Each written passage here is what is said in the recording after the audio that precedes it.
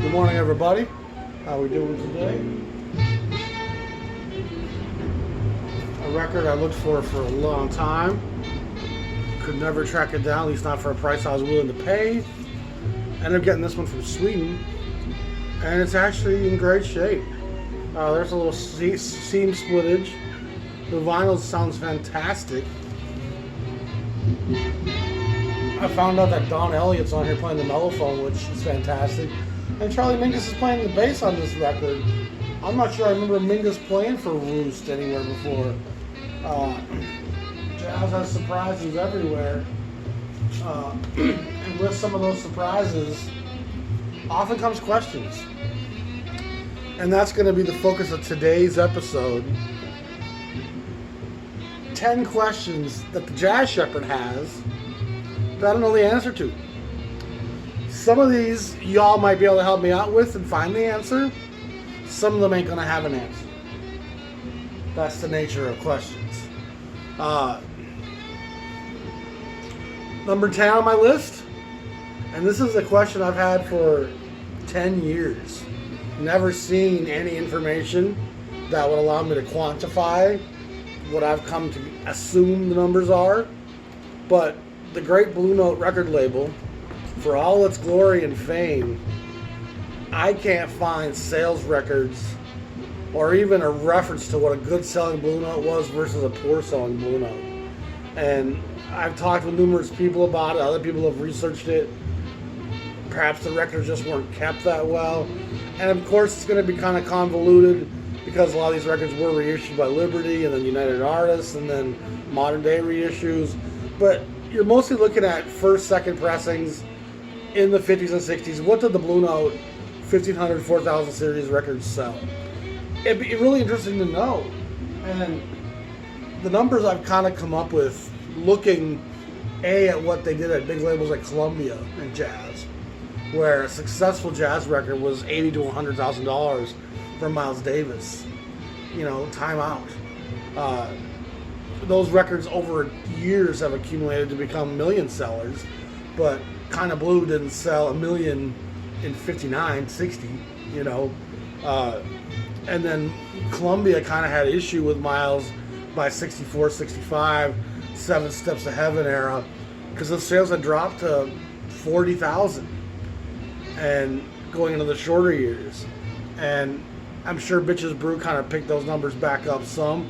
But again, that's a record that sold a lot in posterity and probably didn't sell great at the time. I don't think even all the critics loved Bitches Brew at the time.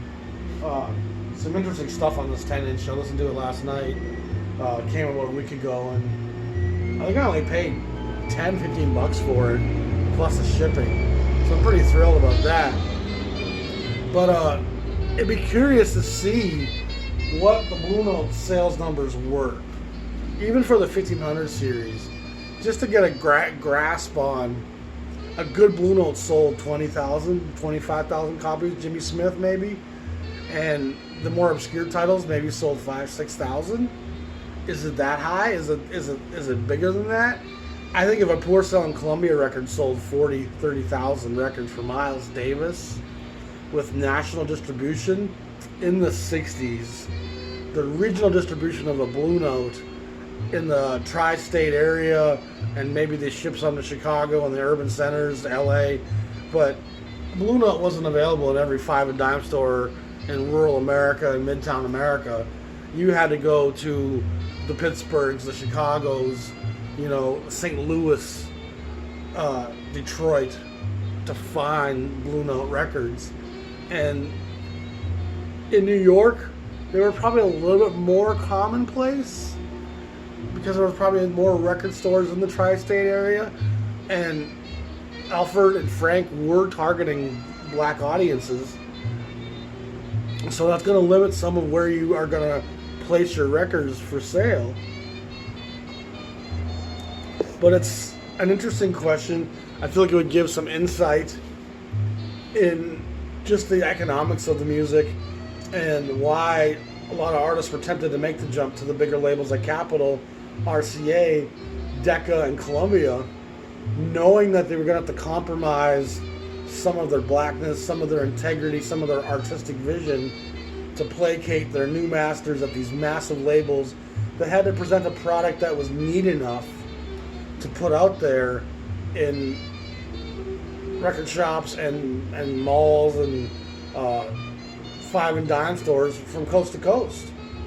They were very careful how they packaged black music, and it's just a fact of the times.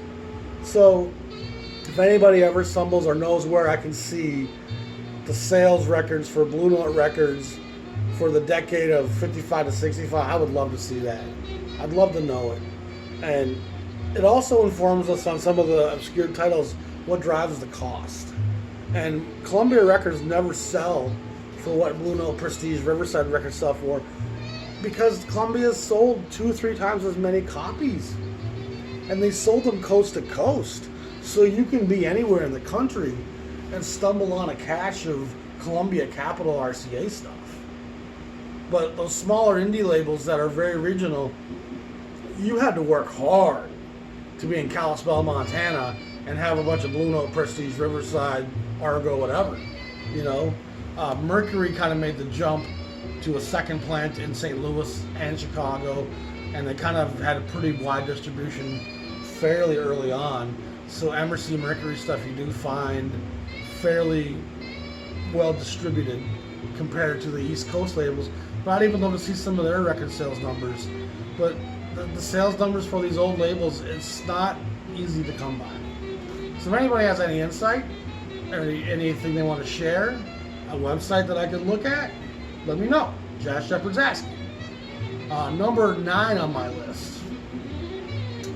Why, when Bill Grauer from Riverside, the co-founder of Riverside Records with Orrin Keepnews, why, when he dies suddenly in 1963 in December, does Riverside file for bankruptcy a mere 6 months later?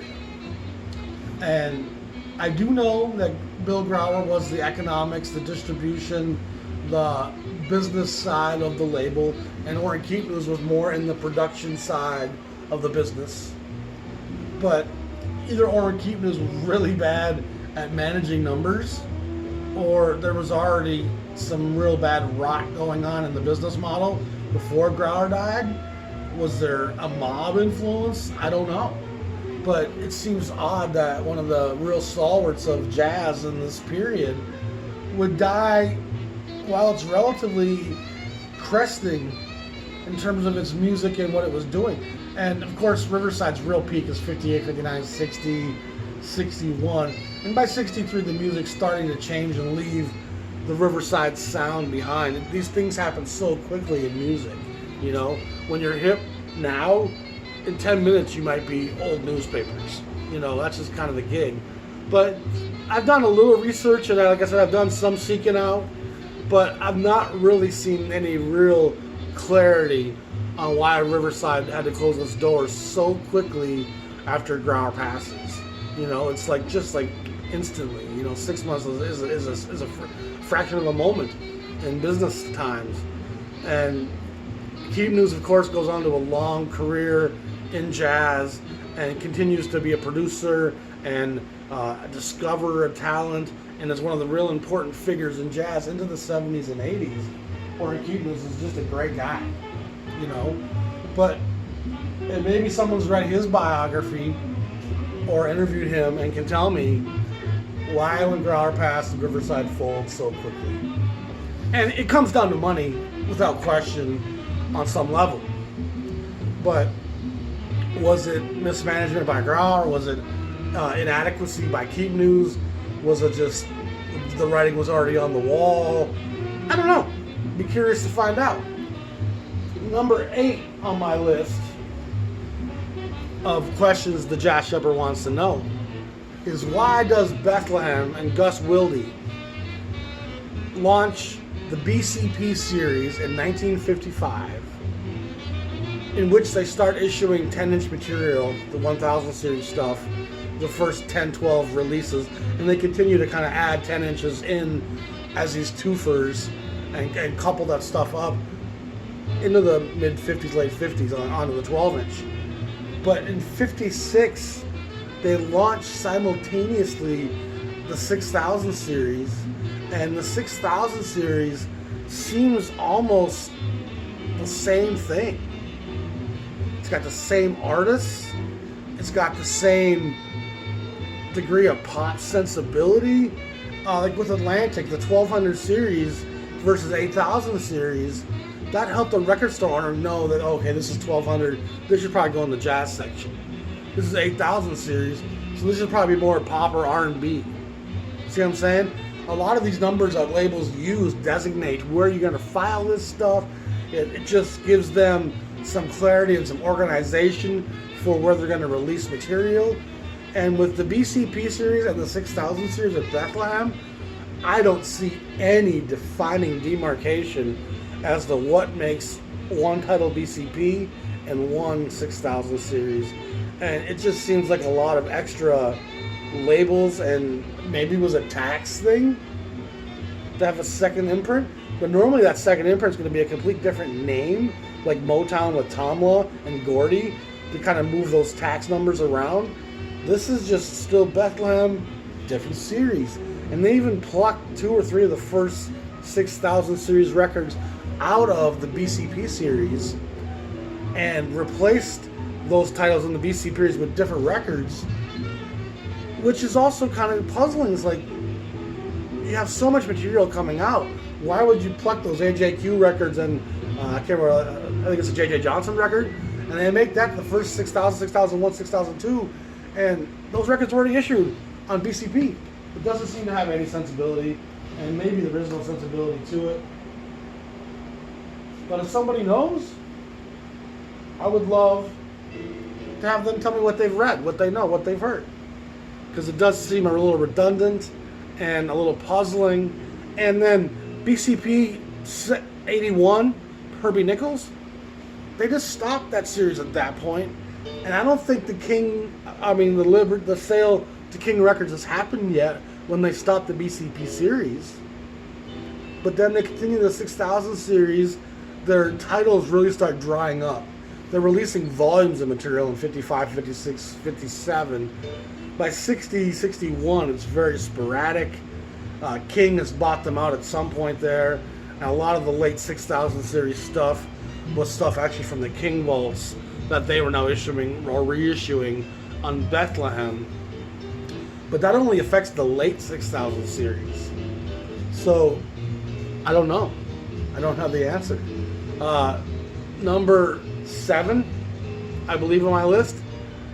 Why does the Great Mercury record label out of Chicago phase out the Emercy imprint about 1960?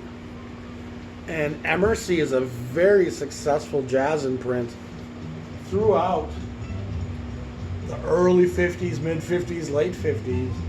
The amount of great work on Emercy it's really unheralded as being one of the great premier labels in jazz. And they're doing 10-inch stuff with real quality artists, and Clifford Brown, Max Roach stuff, Sarah Vaughan stuff, Dinah Washington. There's just so much great, the Helen Merrill stuff. It's really outstanding material. And it continues into the late 50s with the Cannonball Adderleys, the Nat Adderleys.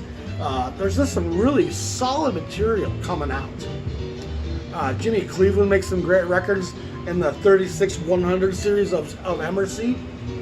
And then somewhere in mid 36-100, 36-150 in there somewhere, Emercy just kind of dries up. And they start giving some of the Emercy numbers, it'll have the Emercy logo on it, but it'll not have the Mercury 60,000 number with a sequence number. And eventually the Emercy logo and title just disappears completely. And it's too early to say jazz is fading out, 1960. You know, it's just too early for that. But you see stuff like Max Roach and Quincy Jones, sometimes they'll have both Emercy and Mercury versions of them. And I've not seen a clear answer as why Emercy was discontinued. It seemed like it was still a very valid enterprise with a ton of great artists. I don't know. And again, when we're talking the 50s, it's sometimes tough to track down information about jazz and the business side of things if it doesn't relate to Miles Davis or Blue Note. And even Blue Note, there's a ton of vagary out there. You know, Blue Note's by far the most hyped of the micro jazz labels, the small indie jazz labels. And two of my questions on this list are Blue Note related. And once you get past Blue Note, when you type in Blue Note, there's tons of articles that pop up. Type in Riverside, it's limited pickings, boy. There's just not the research, not the books and articles, and it just gets more so down the line. You know, Prestige has a fraction of the information. Impulse has somewhat better, but Impulse was related to ABC, a big film television company. But even Impulse, it's not the same, you know. And you start talking about labels like Argo and VJ and Roost. It's obscure stuff in terms of finding out any information about the label and the business side of things. Number 6 on my list. And this is a question some of you might be able to answer for me. And it's a bit objective, but the question is, can multi-track jazz? So in the 70s and into the 80s, when they started multi-tracking jazz and have the drums be laid down, when the bass player comes in and lays down stuff, and then you have the keys, the pianos, the horns, can that method of producing music ever really capture jazz? And if so, does it have the same soul to it that having 5-6 guys packed into a room and interacting and feeling and exchanging ideas with each other, having a conversation? And it affects rock and roll as well, multi-tracking, and changes some of the loose grit and dirt of, you listen to the Beatles' White Album, Your Blues was tracked together, and it feels like it. And it's oddly one of the most funky, spatially interwoven tracks they do. I'm so lonely. The guitar, George, John, and Paul's bass, and they all pick little patterns that interweave together that I don't feel like they would have captured the same had they been tracking that individually. Live tracking gives a certain degree of realness and integrity, and there's an ability to vibe off of and communicate with my members, and it's amplified tenfold in jazz. And so for me, some of the reason why jazz in later eras becomes very static and elevatory, CTI suffers from this on some level. The production levels follow the trends of the time, and all of a sudden everything is overdubbed, and overdubbing as well. Bitches Brew has tons of overdubbing. Pharaoh's Dance has splice after splice after splice after splice.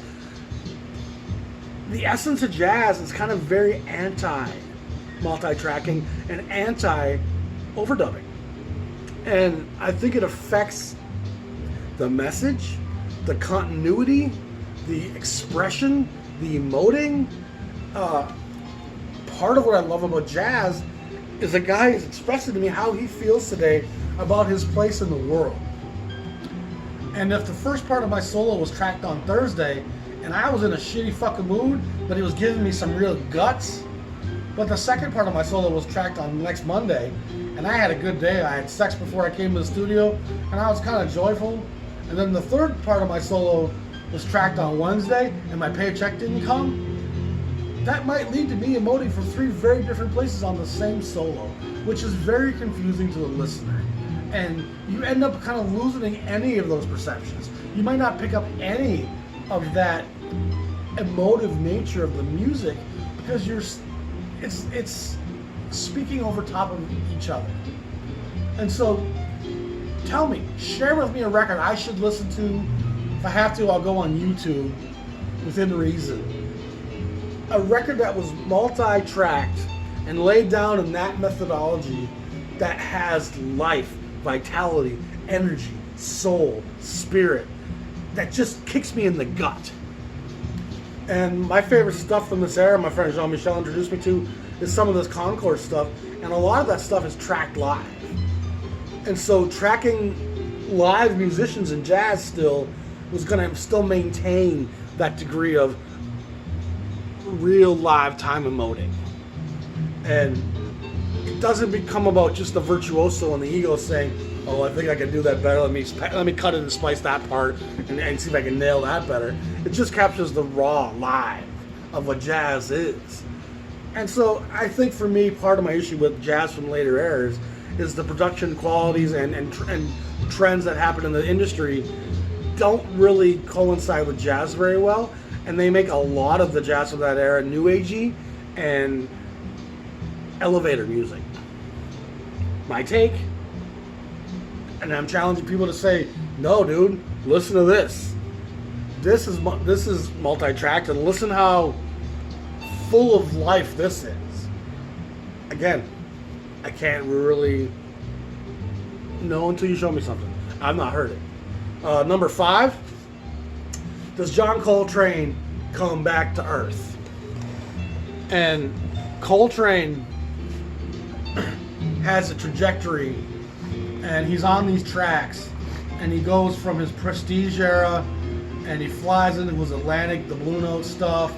He flies through hard bop. He flies through the sheets of sound. He starts breaking stuff down in the modal movement brought to us by George Russell. He starts breaking down things on giant steps. He moves into his impulse years, and he does some lovely ballad work, but he also starts going further and further out. And then by 65, he's kind of touching the edges of the cosmos. And he's trying to get in touch with his maker. And like I've said before, I think he's also feeling his mortality and his health decline. And so he's really pursuing peace of mind and a kind of general oneness with the cosmos. And I feel there's a lot of that seeking going on. And I think he's even at times exercising some of the fear of him knowing his life and his time was short.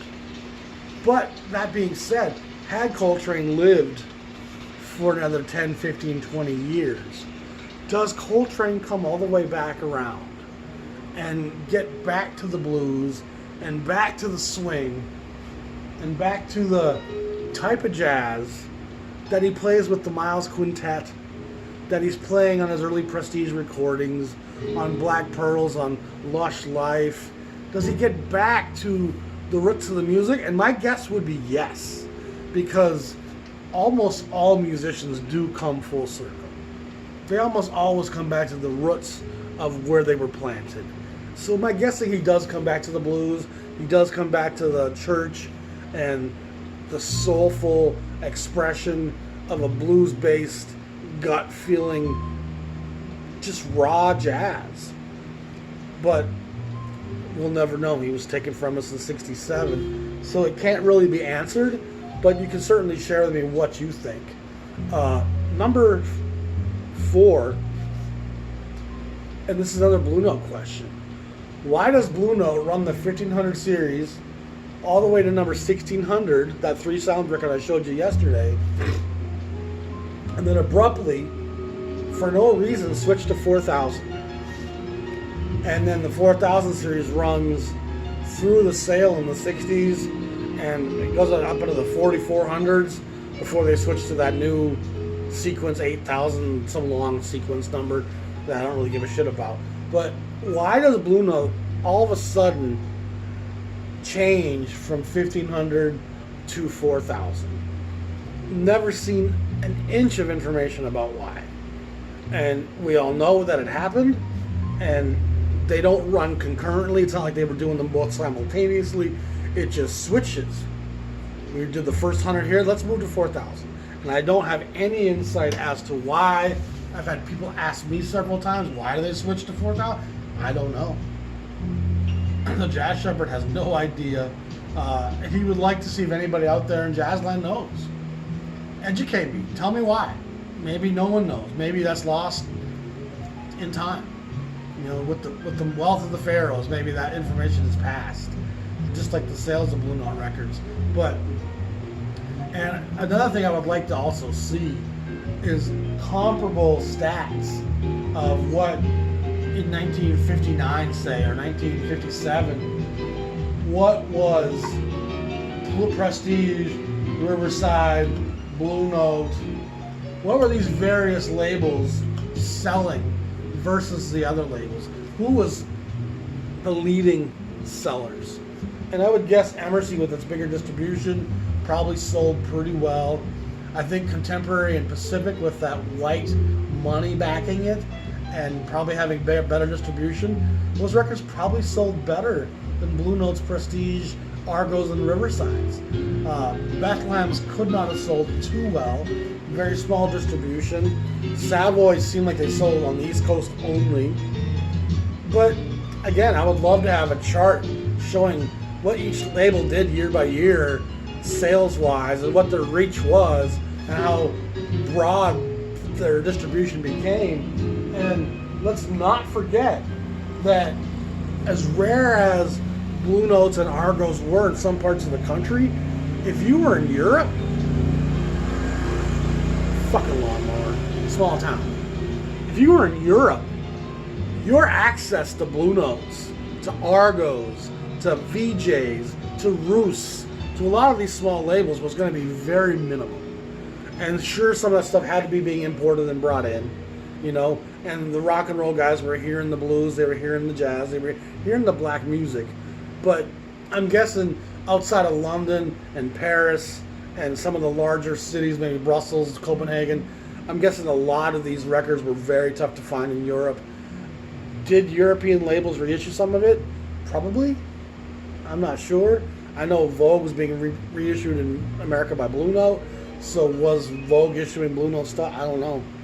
But I do know that you see a lot of pressings in the last 4 years in Europe of American records, but I don't think that Blue Notes and Prestiges had contracts in place in 56, 57, 58 allowing some label in Europe to reissue their music.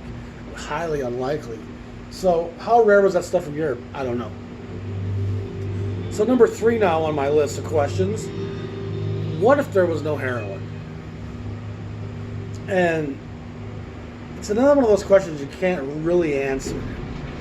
And I will strongly point the finger at the CIA under directions from God knows who, really. Because I don't think government really controls things. Government is a reactionary force that doesn't have its own modus operandi. It does what the puppet masters behind the scenes tell it to do. But there's obviously been a suppression of the black community, and the more civil rights they fought for, the more ways they found to work around those improvements. And you want civil rights? Fine, we're going to have a war on drugs. That's going to give us a free license to break into your home and to arrest you and to incarcerate you for ungodly lengths of time for minor crimes. And often for a crime that wasn't a crime until we decided to make it a crime so that we could keep you under thumb. And God forbid you were a black man with any expression, whether it was in written form or verbal, town square kind of things. If you were a black man with a powerful message and any kind of reform in your speak, you were put in jail. They found a way to arrest you and have drugs be put on you and silence you. And that stuff still happens today. There's no justice, and if they frame a black guy and put him in jail, that's where they're going to spend most of the rest of their lives. Political, economic prisoners of a very unjust system. And I was talking with a friend of mine in California yesterday, and whenever something happens that seems so outrageous and unjust that it's hard to believe, you have to tell yourself, it was meant to look that way. It was by design that something so obviously unfair was allowed to take place. Why? Because it would foment so much rage and fury and a lack of common sense, and it would divide and prevent unity, and so it's allowed to be that perception of injustice. Yeah, that looks awful. We know. Have fun with that. Get angry. Get pissed off. Put all your little protests on Facebook so we know exactly who we need to arrest. Who do we need to silence? Who do we need to frame? I think people need to be very careful what you post, what you say, and exactly who you confide in. Social media is a trap, and they're just looking to see who we need. And every post that we like, they're chalking up as, okay, this is your affiliation. This is where this person leans. And then they just algorithm you to death with stuff that's going to be right down your pipeline, and then stuff that's going to infuriate you. And so that being said, heroin in the black neighborhoods was an ugly, ugly conspiracy coming from the highest levels of power structure. These drugs were shipped in from overseas, dropped in black neighborhoods in exorbitant amounts, in such a way that the price was low enough that poor people could afford it. You know what I'm saying? You got to bring in a ton of something from Burma, a ton of it. With those shipping costs and that time at sea and the risk involved, you got to bring a lot of that stuff in to keep its cost low enough for the average consumer to be like, I can afford this. And it drove so many jazz musicians mad. The chasing of that high, that fix. And it didn't, I don't think, help anyone's playing. I don't think it also hindered people's playings. If you're nodding off, you're not going to be a great player. But you could be a pretty highly functional heroin addict, and in a room full of people, no one will know that you're an addict. You know, it's not until you're kind of strung out, jonesing, trying to score, where you're an obvious junkie. You know, so I think the damage is so great to the black community, and like I said, I don't think it impacted the playing. It didn't make you hear more notes and become a greater player. It helped you medicate the anxiety and the tension of your daily life in America. And I can't fault them for that. You know, people in white America drink exorbitant amounts of alcohol to help them with their daily struggle, and they don't really have a daily struggle. And that's not totally true. People have economic stresses, debt, you know what I mean, family, romance. There's a lot of reasons to have stress. But it's a whole different thing being white and anxious because I'm not sure she loves me anymore, and I don't know if I can make my car payment, versus, is today the day I get beat to death? Is today the day I look at the wrong girl and get hung, lynched, whatever? That's a different kind of stress and anxiety. And I think heroin had that appeal of soothing and calming a lot of frayed ends.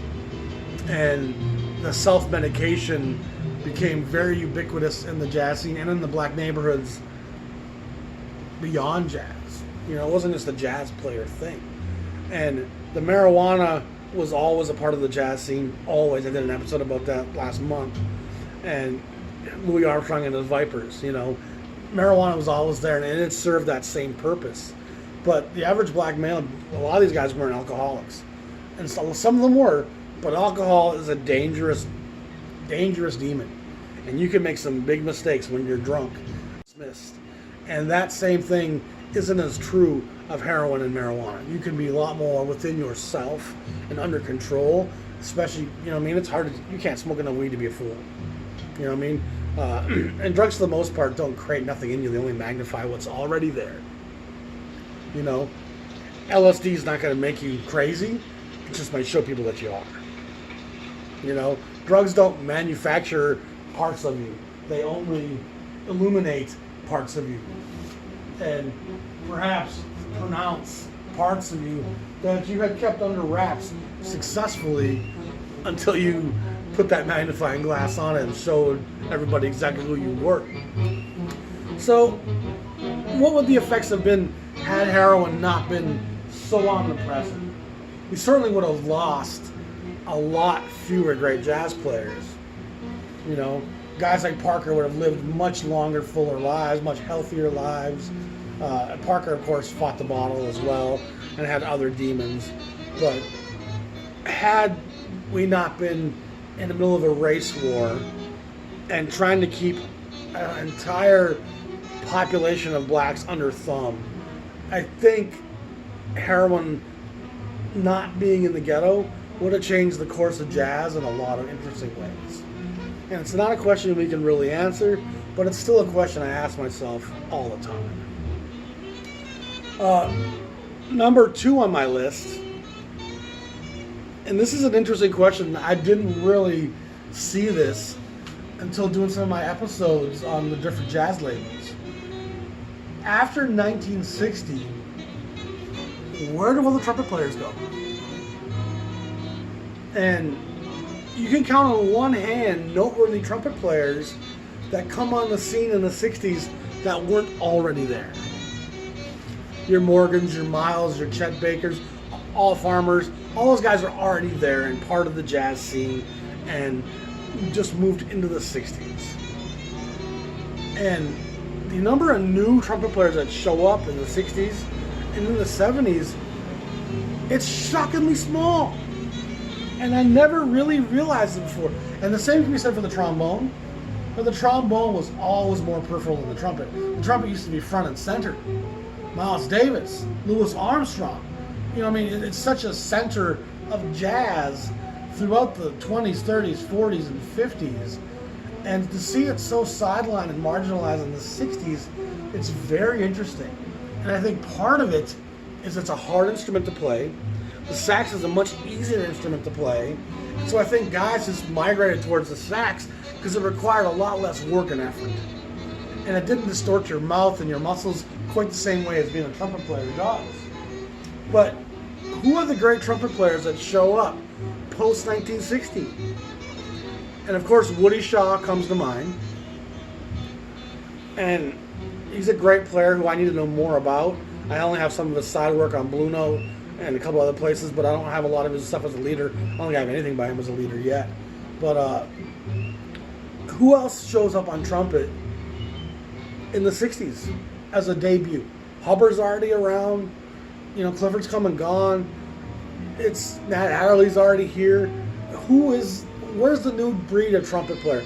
Of course, Wynton Marsalis is another guy that comes along and is an ambassador for jazz still to this day. But when you look at the great jazz labels, Impulse starts in 1960. It's only got a handful of records by trumpet players. Very few. You know, you look at the Verve label. In the early 8000 series, it's filled with trumpet players from the swing era and the great, you know, Dizzy Gillespie's and Sweets Edison's, Roy Eldridge's. There's all kinds of trumpet on Verve 8000 through 8400. But once you get 8500 through 8800, there's no trumpet jazz on Verve once Creed Taylor comes over. None. It's hard. You know, I think Donald Byrd might have a session 8400 or so that I'm not even really sure why it's on Verve. But why does the trumpet go so out of favor in jazz? And some of it's just, I think, the domination of the saxophone and the simplicity of the saxophone. But, and again, I'm not sure if there's an answer to it, but you look at Argo, there's 60s records, there's very little trumpet there.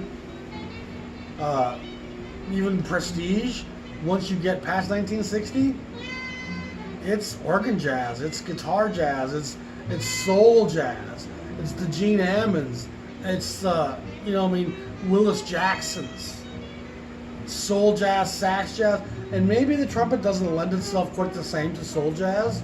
Maybe that's part of the issue.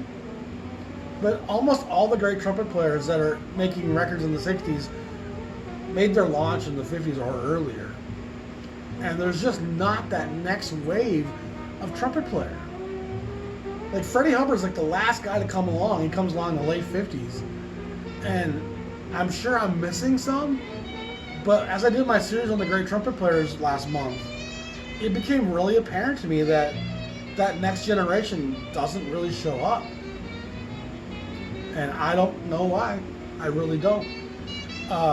So here's my last question.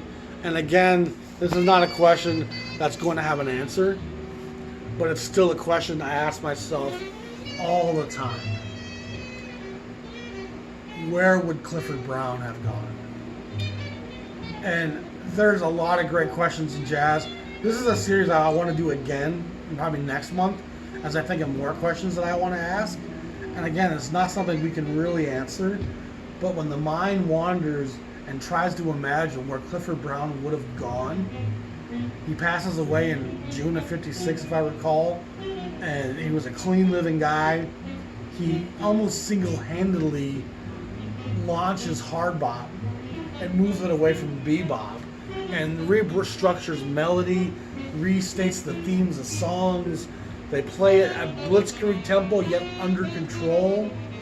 He's as beautiful playing at slow pace and as eloquent and as organic and as tonally centered as any player ever to play. And maybe Clifford's virtuosity made kids shy away from that horn. Like, shit, I could never do that. But I think the average trumpet player could pick up the mute that Miles hummed through for a decade and knock that shit out the park. You know, playing with the mute's a bit like playing guitar with distortion. It'll cover up some mistakes, some shortcomings. But where would Clifford Brown would have gone? As the 50s unfold, I think he would have jumped deeper into the hard bop thing with Max Roach. My guess, Max Roach being the politically minded guy that he was, he would have shaped their music together on some level if they stayed together. And they probably would have made some really charged, freedom-fighting, hard-driving, hard bop records. And they probably would be some of the greatest records in jazz history. And I'm guessing as we went into the 60s, he would have heard, you know, Giant Steps and some of the modal playing of Miles and the developments that were happening in the avant-garde and the free jazz. And I think he could have reinterpreted all that stuff and done it better than the people who created it. He probably would have made some of the most interesting, compelling avant-garde jazz. If Clifford Brown had made a free jazz record, I would probably love it. The man plays with strings and puts more soul and feel into a strings quartet section than any guy except for maybe Charlie Parker. He's just such a powerful, omnipotent player. And to be able to imagine him playing into the 50s and 60s and even into the 70s. You know, imagine if he'd made a record on CTI. He probably would have made the polish of Creed Taylor shine. You know, I mean, he probably would have put a band around him with Carter and DeJohnette and Herbie Hancock and made mind-bending music. And the best guest we have is Freddie Hubbard. We see what Hubbard does in the 60s and how Hubbard skirts the avant-garde but never really embraces it. Hubbard goes into the CTI stuff and makes some of the strongest records on CTI. Hubbard will touch soul jazz without ever really fully crossing over that bridge either. So I think Clifford, we do get a little introspection seeing what Freddie Hubbard's career trajectory was, but having Clifford go through those years himself and watch the changes in jazz, and I'm also pretty convinced that he would have made further changes to jazz himself, further innovation, and probably driven a whole new genre or chapter of the music all on his own. He's the greatest talent that jazz ever saw, and one of the saddest endings of a young, brilliant mind that was living healthy and clean and was taken from us so young. So where would Clifford Brown have gone? I'm curious to hear your take on that.